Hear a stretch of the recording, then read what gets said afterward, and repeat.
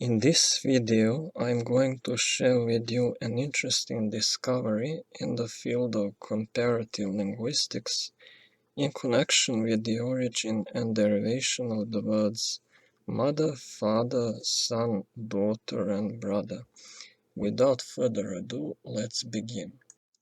The words mother and mater are cognates of the Sanskrit word matre, which is derived from the verbal root ma and the deverbal suffix tre, and therefore literally means she who measures. The words father and pater are cognates of the Sanskrit word pitre, which is a corrupt form of the word patre, and therefore literally means he who protects his family, of course.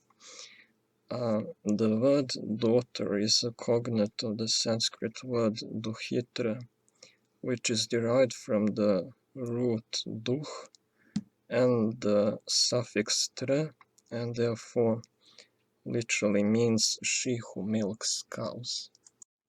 The words son and sin are cognates of the Sanskrit word sunu, which is derived from the root su and the suffix nu, and therefore literally means he who is begotten.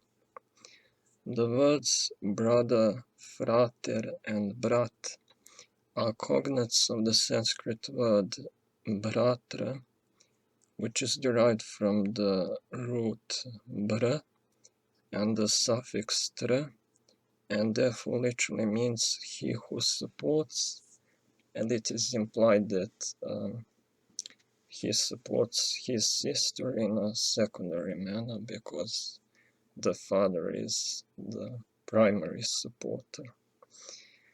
The words sister, soror, and sestra are cognates of the Sanskrit word svasra, but the derivation of this word is unfortunately not at all clear.